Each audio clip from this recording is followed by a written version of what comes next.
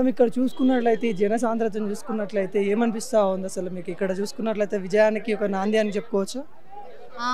ఇది ఒక lucky spot అని అనొచ్చు కాంగ్రెస్ పార్టీకి. ప్లస్ తెలంగాణకి అండ్ కాంగ్రెస్ పార్టీకి ఒక బంధం అనేది ముడిపడి ఉంది. ఎందుకంటే ఆనాడు మన తెలంగాణలో చాలామంది అమరవీరులు అయ్యారు. ఆ యొక్క బాధ చూడలేక తల్లి సోనియా గాంధీ తెలంగాణని ఇచ్చింది.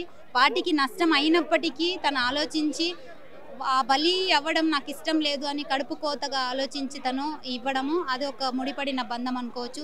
ఎమ్మెల్యే ఎలక్షన్స్లో కూడా మేనిఫెస్టో రిలీజ్ ఇదే గడ్డ పైన ఇదే తుక్కుగూడ పైన జరిగింది. దాని ద్వారా ఘన విజయం సాధించి తెలంగాణలో ఈరోజు కాంగ్రెస్ పార్టీ అధికారంలోకి వచ్చింది. కాబట్టి దీన్ని ఒక లక్కీ స్పాట్గా ఎంచుకొని రాజీవ్ ప్రాంగణాన్ని ఎంచుకొని ఈరోజు దేశం మొత్తం కూడా కన్నులతో మన ఈ ప్రాంగణం మీదనే కన్ను పెట్టి చూస్తున్నారు. ఏం జరగబోతుంది, what kind of manifesto release చేయబోతున్నారు రాహుల్ గాంధీ అని ఎదురు చూస్తున్న సమయము. చాలా ఉత్సాహంతో ఉన్నారు జనము. 10 లక్షలు అని అనుకున్న జనం కూడా వచ్చారు. చాలా బీభత్సమైన వాతావరణం అయితే కనిపిస్తా ఉంది. గతంలో చూసుకున్నట్లయితే మీరు అన్నట్టు అసెంబ్లీ ఎలక్షన్స్ అప్పుడు కూడా ఇక్కడ మ్యానుఫ్యాక్చర్ చేశారు. 6 గ్యారెంటీలు అయితే ఇచ్చారు. ఇప్పుడు చూసుకున్నట్లయితే కొన్ని గ్యారెంటీలు కూడా ఇస్తామని చెప్తా ఉన్నారు. ఆ 6 గ్యారెంటీలు ఇంకా పూర్తి చేయలేదు. ఇప్పుడు ఈ గ్యారెంటీలు ఏం చేస్తారు అన్నట్టుగా కొంతమంది అంటా ఉన్నారు. 10 సంవత్సరాల్లో కేసీఆర్ గారు చాలా నిధులతో ఉన్నప్పటికీ కూడా ఏవి కూడా చెయ్యలేకపోయారు. మీరు కనీసం క్వశ్చన్ చేసే ముందు ఒకసారి ఆలోచించాలని నేను అనుకుంటా ఉన్నాను. 100 రోజుల్లో ఏది వస్తుంది, 100 రోజుల్లో ఏం అమలు చేస్తాము, ఎంత బడ్జెట్ ఉంటే మేము ఇచ్చిన హామీలు అమలు చేయగలుగుతాం. అప్పటికీ కూడా 100 రోజులు దాటక ముందే దాదాపు అన్ని హామీలు కూడా మేము నెరవేర్చామని చాలా బలంగా చెప్తూ ఉన్నాము. మీరు వెళ్తూ లంచ్ బాక్స్ ఖాళీగా మా చేతిలో పెట్టిపోయారు. టిఫిన్ బాక్స్ ఖాళీ చేతులతో ఖాళీ బాక్స్ పెట్టేశారు. అలాగే డిన్నర్ బాక్స్ కూడా మొత్తం సూట్ కేసు అంతా ఖాళీగా కాంగ్రెస్ పార్టీ యొక్క చేతిలో మీరు పెట్టి ఈరోజు మీరు అమలు చేయలేదు అని అంటున్నారంటే నిధులు ఎక్కడి నుంచి వస్తాయి? మేము జనరేట్ చేయగలుగుతున్న ఏదైతే రెవెన్యూ ఉందో అది జనరేట్ చేస్తూనే అధికారుల చేతిలోకి రాకముందే మళ్ళీ ప్రజలకి ఆ 6 గ్యారెంటీల ద్వారా వాళ్ళకే తిరిగి మేము ఇస్తున్నాం. అది మీ కంటికి కనపడట్లేదా?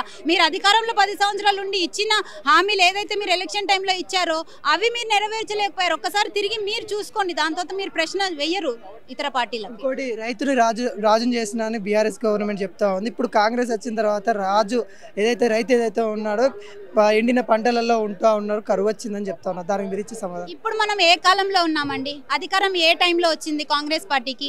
అక్టోబర్, నవంబర్, డిసెంబర్లో అధికారంలోకి వచ్చి దాని తర్వాత మనకు ఉన్నది చలికాలం, దాని తర్వాత వచ్చేది ఎండాకాలం. ఎండాకాలంలో వర్షాలు కురిపిస్తామా? ఎవరి వల్ల అయినా అవుతుందా? ఎవరి తరమైనా అవుతుందా? అది క్వశ్చన్ వేసేటప్పుడు మీరు ఆలోచించాలి. రైతులకి ఇప్పుడు ఏదైతే ఉన్నాయో బోర్లు ఎండిపోతున్నాయి అది ఇది అంటే ఆల్రెడీ ఇక్కడ అదేంటి అట్మాస్ఫియర్లో కూడా చేంజెస్ వచ్చి మనకి వాటర్ సేవ్ అవ్వాలి, వాటర్ సేవ్ చేయండి. కరెంటు కూడా రీసెంట్గా మనము 1 అవర్ కరెంట్ బంద్ చేసి చాలా రిసోర్సెస్ని సేవ్ చేయగలిగినాం. ఇదంతా ఏంటంటే అట్మాస్ఫియర్లో వచ్చిన చేంజెస్ వల్ల తప్పించి ఇంకేం లేదు. ఇంకా కొంత సమయం ఇస్తే ఆ ప్రజలే జవాబు ఎలాగో ఎమ్మెల్యే ఎలక్షన్స్లో జవాబు ఇచ్చారు కాబట్టి వాళ్ళకి సంతోషంగానే ఉన్నారు. ఇవేదైతే ప్రతిపక్షంలో ఉండి కూర్చొని వాళ్ళు ప్రశ్నిస్తున్నారో వాళ్ళ పని కేవలం ప్రశ్నించడమే. ప్రతిపక్షంలో ఉన్న పనిని వాళ్ళు సజావుగా చేసుకుంటూ పోతున్నారని నేను అంటాను. ప్రశ్నించడం వాళ్ళ వంతు, జవాబు చెప్పడం మా వంతు. ఇప్పుడు బీజేపీ గారు నరేంద్ర మోడీ గారు అంటున్నారు 400 సీట్ల పైనే వస్తాయి అని చెప్తా ఉన్నారు. దానికి మీరు ఇచ్చే సమాధానం? వాళ్ళు ఇచ్చిన హామీలు కూడా కేసీఆర్ వాళ్ళు ఇచ్చిన హామీలతోనే ఈక్వల్గా మనం చూడొచ్చు. ఎందుకంటే అమిత్ షా ఒక ప్రెస్ మీట్లో క్లియర్గా చెప్తున్నారు ఇంటర్నేషనల్ అండ్ నేషనల్ ఛానల్స్లో 15 లక్షలు మేము ప్రతి ఒక్కళ్ళ అకౌంట్లో వేస్తామని అన్నారు.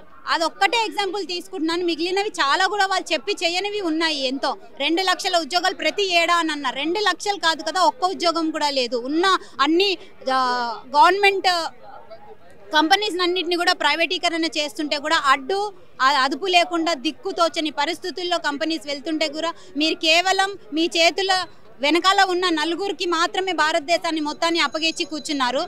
15 లక్షల విషయంలో అమిత్ షా గారు చెప్తున్నారు అదొక జుమ్లా అని అంటున్నారు. అంటే వెర్రి వాళ్ళని చేసి మనుషుల్ని మేము అలా చెప్తున్నాం, వాళ్ళు పిచ్చోళ్ళలాగా నమ్మి మాకు ఓటేశారని. కానీ ఈసారి మాత్రం అదే ఓటుతో చెప్పు దెబ్బ గట్టిగా కొట్టడానికి జనాలు రెడీగా ఉన్నారని చెప్తున్నారు. అవగాహన లేని రాజకీయం అని చెప్తా ఉన్నారు కదా రాహుల్ గాంధీకి అవగాహన లేనిదే ఇంత భారత జోడోలో ఇన్ని విషయాలు మాట్లాడుతూ ఇంతమందిని ఆప్యాయంగా ప్రేమించుకుంటూ పోతూ ఇంతమంది సమస్యల్ని అర్థం చేసుకుంటూ వాటిని ఆ పరిగణంలోకి తీసుకొని ఆ మేనిఫెస్టోలన్నీ తయారు చేశాం.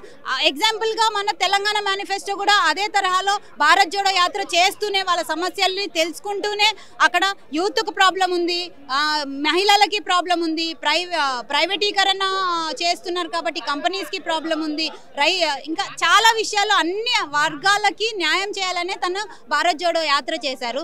ఇప్పుడు కూడా న్యాయయాత్రలో కూడా చాలా విషయాలతో భారతదేశం మొత్తం అట్టుడుకుతూ ఆయన దగ్గరకు వచ్చి ఇదిగో మా ప్రాబ్లమ్స్ ఉన్నాయి, పేపర్ లీక్ అని ఒకళ్ళు అంటారు, రైతుల ప్రాబ్లమ్స్ అని ఇంకోటి అంటారు, భూములన్నీ లాక్కుంటున్నారు అంటారు, వాటర్ ప్రాబ్లం అంటున్నారు, అవన్నీ కూడా వాళ్ళు మైండ్లోకి తీసుకొని అవన్నీ 25 మేనిఫెస్టోస్ ఏవైతే చేశారో అది ఈరోజు తెలంగాణ గడ్డ మీద నుంచి రిలీజ్ చేయడం అనేది భారతదేశానికి గర్వకారణం అని చెప్తాను నేను. ఇంకోటి చూసుకున్నట్లయితే మహిళలకి ఫ్రీ బస్సు కానీ ఇంకేవైతే ఉన్నాయో అవసరం లేని పథకాలు తీసుకొని వస్తున్నారు.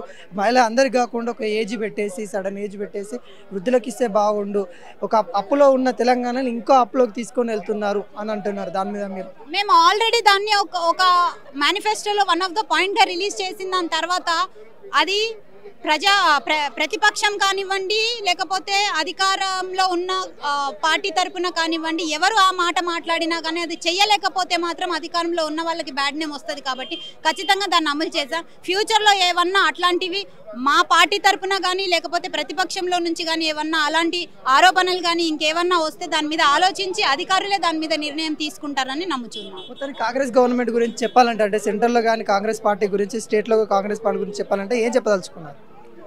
కాంగ్రెస్ పార్టీ ఇక్కడ ఇచ్చిన హామీలు నెరవేర్చుకుంటూ వస్తుంది. కర్ణాటకని మనం ఒక బెస్ట్ ఎగ్జాంపుల్గా తీసుకోవచ్చు. సెకండ్ మళ్ళీ మన తెలంగాణ ఎలక్షన్స్ని మనం బెస్ట్ ఎగ్జాంపుల్గా తీసుకోవచ్చు. రాజస్థాన్ ఉండనివ్వండి లేకపోతే హిమాచల్ ప్రదేశ్ ఉండనివ్వండి కాంగ్రెస్ గవర్నమెంట్ని స్థాపించుకున్నాము.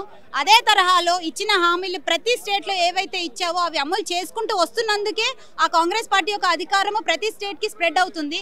అదే రకంగా ఈసారి ఎంపీ ఎలక్షన్స్లో కూడా మేము ఇచ్చే హామీలు ఖచ్చితంగా నెరవేరుస్తామని జనాలకి నమ్మకం ఉంది. కాబట్టి ఎంపీ ఎలక్షన్స్లో కూడా ఖచ్చితంగా కాంగ్రెస్ పార్టీ సెంటర్లో ఫామ్ చేయబోతుంది. Thank you.